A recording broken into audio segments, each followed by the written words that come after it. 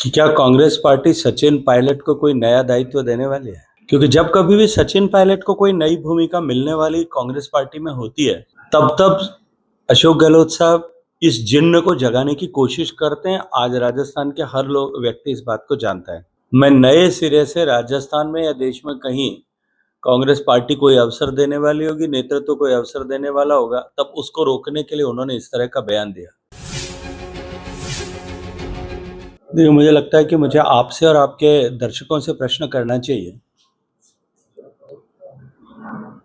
कि क्या कांग्रेस पार्टी सचिन पायलट को कोई नया दायित्व देने वाली है? क्योंकि जब कभी भी सचिन पायलट को कोई नई भूमिका मिलने वाली कांग्रेस पार्टी में होती है, तब तब अशोक गहलोत साहब इस जिन्न को जगाने की कोशिश करते हैं। आज राजस्थान के हर लोग व्यक्ति इस बात को जानता है। मैंने गहलोत साहब ने एक प्रेस कॉन्फ्रेंस में कहा, बंगाल की चिंता व्यक्त करते हुए, बंगाल का दर्द व्यक्त करते हुए, जिस बंगाल में उनकी पार्टी लगभग शून्य की स्थिति में पिछले 3-4 चुनाव से खड़ी है, और उस बंगाल में जिस बंगाल की जनता ने भारतीय जनता पार्टी को 2/3 से ज्यादा बड़ा मैंडेट दिया है, उस पश्चिम बंगाल की चिंता व्यक्त करते हुए उन्होंने कहा कि वहां Bharatiya Janata party horse trading कर रही है। इस कंटेक्स्ट को क्रिएट करके उन्होंने राजस्थान के बारे में टिप्पणी की है। अब आप समझ सकते हैं कि जिस राज्य में भारतीय जनता पार्टी को 2/3 बहुमत मिल चुका हो, वहां भारतीय जनता पार्टी को हॉर्स ट्रेडिंग करने की क्या आवश्यकता है। ये विषय सिर्फ उन्होंने इसलिए खड़ा किया, इस जिन्न को एक बार फिर बोतल से निकाल करके जागृत करने की कोशिश उन्होंने सिर्फ इसलिए की है कि मुझे ऐसा लगता है कि कहीं ना कहीं सचिन पायलट साहब को किसी न किसी भूमिका में नए सिरे से राजस्थान में या देश में कहीं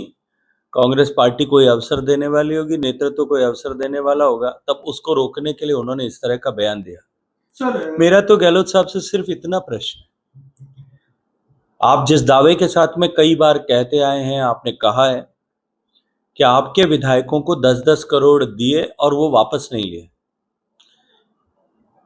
क्या वो 10 करोड़ लेना भ्रष्टाचार के संज्ञा में या भ्रष्टाचार की परिभाषा में आता था कि नहीं? और यदि वो कदाचार की परिभाषा में आता था, तब आपने उसके बाद में 2 साल से भी ज्यादा समय तक मुख्यमंत्री रहते हुए, आप जब ये जानते थे, तब ये कार्रवाई क्यों नहीं की? तब आप इस तरह के भ्रष्टाचार को, यदि वो हुआ था, आप जिस दावे के साथ में कहते हैं, तो आप आंख मूंद करके क्यों बैठे थे? क्यों उस भ्रष्टाचार को छुपा करके, दबा करके आप जो है अपनी कुर्सी को बनाए और बचाए रखना चाहते थे? ये दोहरी मानसिकता को लेकर के इस तरह की बातें करना, इस तरह की चर्चाएं करना, अपने मतलब से तथ्यों को तोड़ना मरोड़ना, मुझे लगता है इसी के लिए, इस अदा और इस कला के चलते हुए उनको राजस्थान की जनता और राजस्थान के लोग जादूगर की संज्ञा से नवाजते हैं। चलो, अब की बार शायद मुझे लगता है कि जैसे पिछले उनके ऊपर मानहानि का मुकदमा जो दिल्ली में चल रहा है, मुझे लगता है उसके कारण से उनको लगा होगा, थोड़े दिन पहले तक तो ले रहे थे।